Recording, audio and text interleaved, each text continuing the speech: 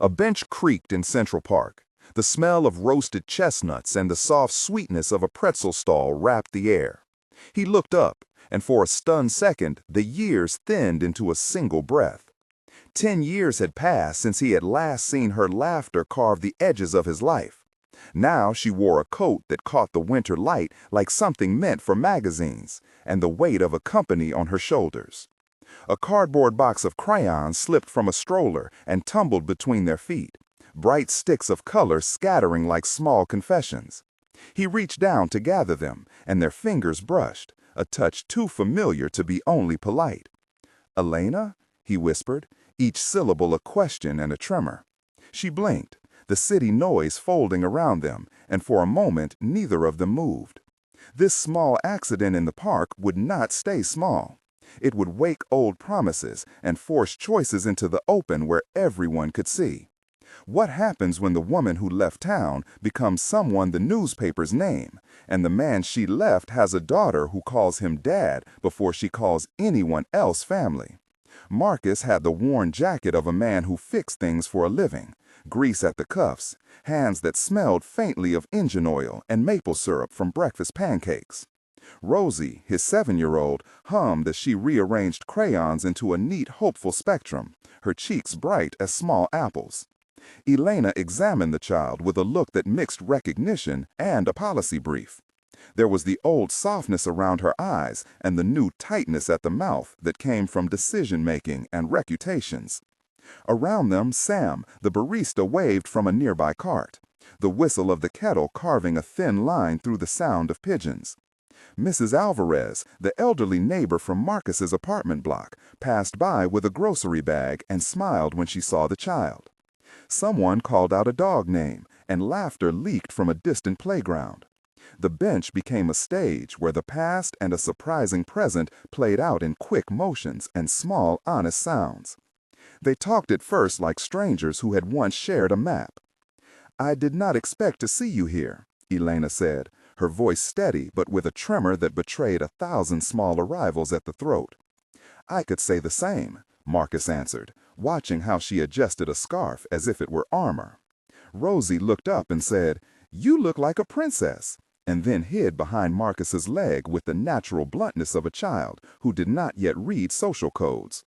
Elena crouched, breath fogging in the cold, and handed the smallest crayon to Rosie, who took it like it was permission. "Thank you," Marcus said, quieter than he intended. "For what?" Elena asked. "For bringing her crayons," he said, and then added, "for saying hello." Their conversation opened and closed in thin, nervous exchanges, 8 layers of hello, apology, curiosity, and gentle testing. "You have a daughter," she said, the words both question and a soft hammer. "I do," Marcus replied. "Her name is Rosie." Elena smiled then, but it was a smile that carried calculation and a sudden, unexpected ache. Promise and history hovered. The air tasted of cinnamon pretzel and possibility. The small box of crayons on the bench became an unlikely treaty between what had been and what might be. Elena's backstory folded into the cold like a book she tried not to open, but that day the binding gave. As a child, she had grown up in a narrow apartment with one open window to a noisy street, the smell of old books and her mother's soup forever in her small memory. She had sworn then that she would build something that made life easier for people like her mother, and she had worked nights earning degrees, tasted loneliness and coffee in equal measures, and learned to command rooms that once terrified her. When she was 24, she had left the town and the boy who loved her with the awkwardness of someone who did not yet know how to anchor a life. She paid a price along the way, losing friends and the easy proximity of small kindnesses for titles and numbers on a page. Now, as CEO, she kept the world tidy and efficient, but sometimes at night she woke and could hear the creak of a park bench and a laugh she had let go. Those memories sat like small stones in her coat, visible when a pocket was unzipped by a breeze and by a child who did not know the rules of reputations. Marcus's history was written on his hands. He had grown up in a house with a sagging porch and a father who taught him how to change a tire and how to stay when staying was the only honorable thing to do. He had loved Elena with a young, fierce loyalty that felt like a hot coal you did not dare touch with your palm. Life had pulled him into different currents, a steady job at a local garage, the sudden solo responsibility when his partner left, the shock and wonder of Rosie who arrived and rewrote his nights. He had built a life of small certainties around school runs, bedtime stories, and the warmth of a kitchen that smelled of tomato sauce simmered for hours. His pride and his fear lived side by side, and when he saw Elena, he recognized in a single sweep both the woman he had wanted to marry and the polished public figure that sat across from that memory. The stroller needed a wheel fixed, and Marcus invited Elena to the small repair shop across the street, a place where tools lined the walls and oil-stained aprons hung like flags of honor. Inside, the shop smelled of metal filings and coffee, and the radio low in the corner hummed a song that both of them had danced to in younger years. Rosie explored, her fingers trailing along a faded toolbox, and asked Elena sharp, innocent questions like a small detective. "Do you have a baby at your work?" she asked. Elena laughed, the sound catching on a memory. "No," she said, "but I have a lot of people I take care of." They sat at a battered table, and the conversation widened and deepened into practicalities. "Where do you live now?" Elena asked, and Marcus answered with a rueful chuckle. "A place with a sagging porch and a very loud radiator." The exchanges between them were careful and measured, 6 to 8 precise turns that revealed history without letting it wound anew. Sam had brought in hot coffee and placed a small cupcake on the table for Rosie, and Claire, Rosie's preschool teacher, had called earlier to confirm pickup times. The colors of crayons reappeared on a napkin, a small map of potential closeness, and Marcus felt both the heat of hope and the cold of the impossible days. Days turned into small rituals. Marcus taught Rosie to identify constellations using an app that made the backyard sky a classroom. Elena began to find reasons to walk that route past the garage. Her phone notifications quieted when she smelled motor oil, as absurd as that sounded. They traded lives in fragments, a dinner plate for a saved tax receipt, a call about a school play. Neighbors watched. Mrs. Alvarez brought over stew and a mortar of advice. Henry, the local columnist, wrote a halting piece about the unlikely meeting he had observed in the park. And Diego, Elena's partner in a startup years ago, sent a terse text that suggested concern about board perception. The community stitched itself around them, each person a thread. Marcus showed Rosie how to plant basil in the window box. Elena, at first awkward with soil under her nails, learned to knead dough as Rosie watched and pretended to be the owner of a tiny bakery. In one warm, ordinary morning they baked cinnamon rolls, and the smell filled the small kitchen like a promise. The routine became an architecture of tenderness. A neighbor named Lila brought over cut flowers and joked about the unlikely family emerging on a block that had known only slow, predictable stories. These scenes were full of sight and touch, the rustle of leaves, the sticky sweetness of icing, the low murmur of a television in the next room, the rough canvas of a gardening glove, the bracing taste of black coffee after a night up with a sick child, and soft words whispered over a crib. As their days knitted together, small joys multiplied and slowly softened the edges of fear and pride. But every tenderness carried a fault line. A dinner at Marcus's sister's house, where a small television played the morning news about a tech scandal and a neighbor's offhand comment about Elena's social world, became a pressure cooker. Voices rose in 3 or 4 sharp exchanges, and then a surge of accusation landed like a stone. "You left," Marcus said, voice tight. "You chose your company over a life you once promised." Elena's reply was a harder thing than anyone expected. Each sentence a defense crafted with years of necessity. "I built what I built," she said, "so people like my mother could have different choices." Their exchange pushed farther. Friends murmured, plates scraped, and Rosie watched from a doorway with a quiet that hurt. The moment expanded. Marcus stood up, the radiator clinking like an alarm, and left into a sudden rain, footsteps slapping the pavement. This fragment of confrontation stretched into a 2-paragraph moment of tension, The memory of a younger Elena who left and the current Elena forced into collision. Rain soaked through collars, tears mixed with the bitter perfume of the city, and pride kept both of them from reaching for the small bridge they both needed. The world felt loud and sharp and cruel. It was a point where the last 10 years and the next 10 years hung by a single thread. Weeks later, the world outside their small orbit tightened in a different way. An investigative column suggested a conflict of interest at Elena's company, and overnight the company's name brushed headlines. The board called, newspapers sniffed, and Diego's texts turned from concerned to urgent. In a closed-door meeting, Elena walked into a room that smelled of polished wood and cold coffee prepared for long negotiation. "We need you to put the company first," said one voice. "People will not understand this," said another. Elena felt something in her chest rearrange. She could say nothing and let rumor spread and watch the company implode, hurting countless employees she had fought to protect. Or she could step away and take the storm herself. The decision tasted of iron and salt.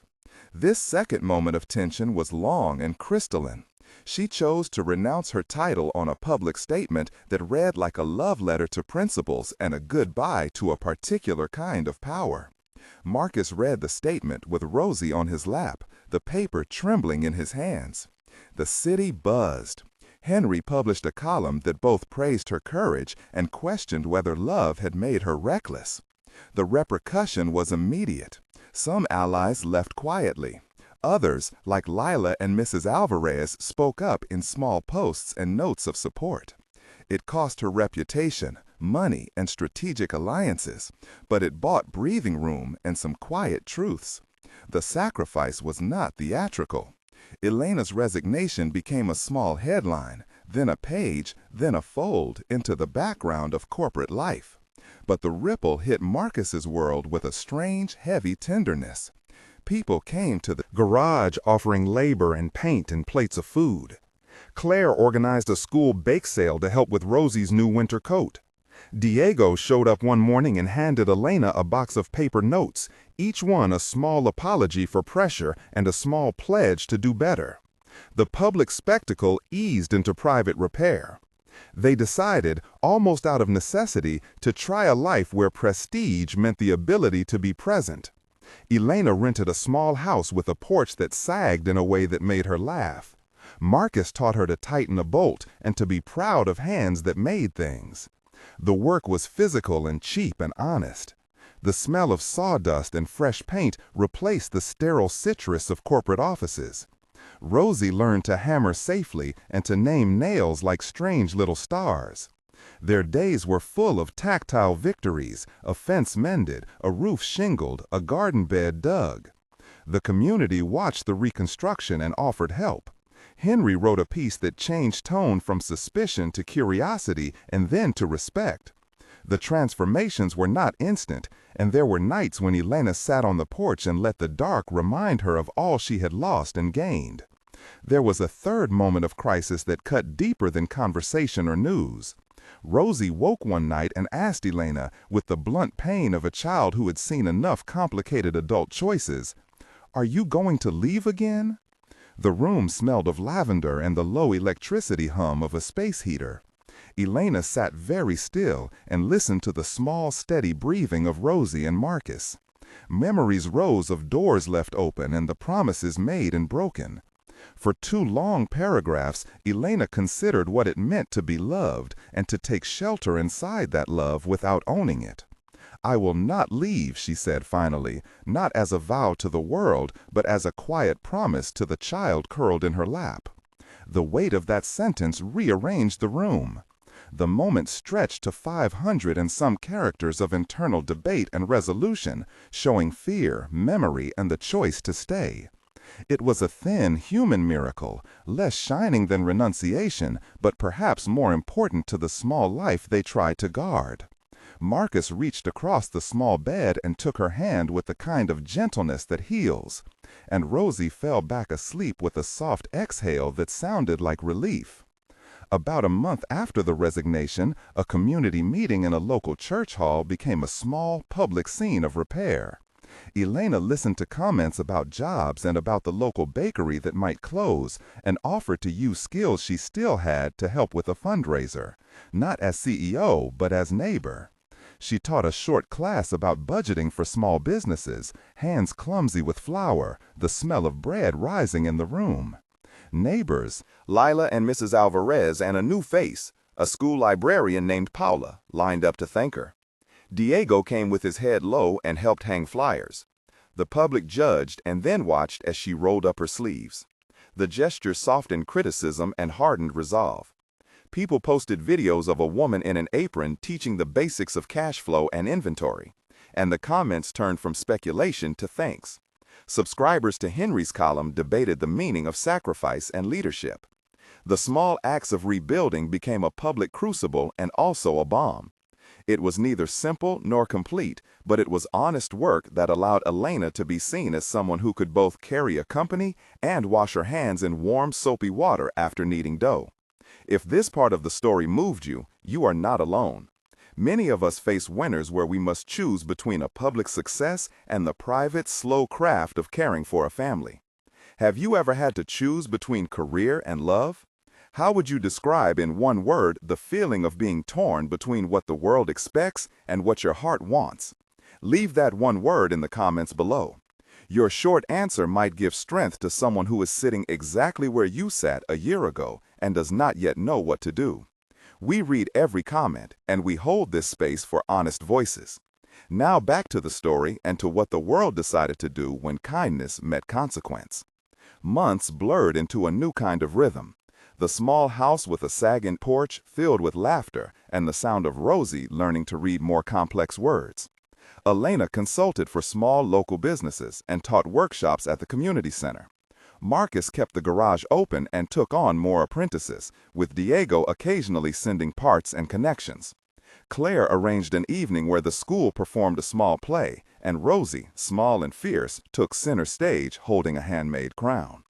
Henry published another column where he told the full arc of what had happened, naming faults and courage equally. And the town read and argued and then moved on in its steady way. The scars remained. They were not erased by goodwill or bread, but they softened with time. Elena and Marcus rebuilt trust with ordinary acts. He learned to accept help, and she learned to accept the slow rhythms of a life that measured success by full plates and a child's laugh. 3 months later, a small ceremony took place on a weekday afternoon under a birch tree that had seen autumns accumulate in rings. Friends and neighbors gathered. Lila, Mrs. Alvarez, Sam the barista, Claire the teacher, Diego, and even Henry attended and offered small, earnest blessings. Elena spoke first and did not make a public speech about sacrifice or grandeur. She spoke about returning, not to claim a role, but to build a home. Marcus spoke about the stubbornness of love that refuses to leave. Rosie placed a ribbon on the birch trunk and called it the family tree. And in that moment, the past quieted its persistent beat. A local reporter who had once written a skeptical piece now took a photograph that showed mud on worn shoes and hands clasped together. There was no polished aisle, no orchestra of expensive strings. Only the raw, honest soundtrack of a street where people forgave and chose again. 6 months later, their life had a new cadence.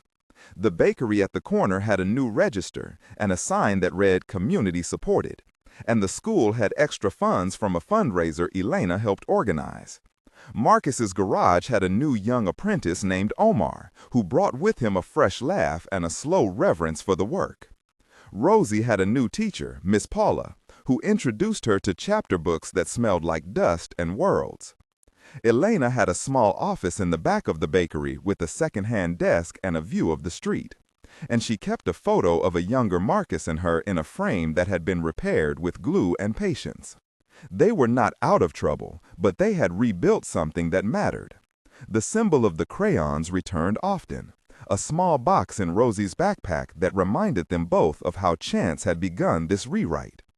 In the end, they did not promise perfection. They promised presence. They promised to be there for scraped knees and for late-night phone calls. The city still had newspapers and meetings and the occasional gust of gossip, but those things no longer had the sole power to define them. A small wooden sign Elena painted hung above the kitchen door. 3 simple words that everyone could see. Second chances welcome. If this story moved you, share it with someone who believes in rebuilding. Tell someone that second chances are work, but they are possible.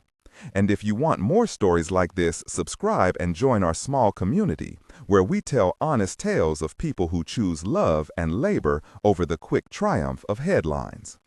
The birch tree across from the bakery held the ribbon rosy-tied, and when the wind came, it rustled like applause, and they all listened and leaned in to the sound.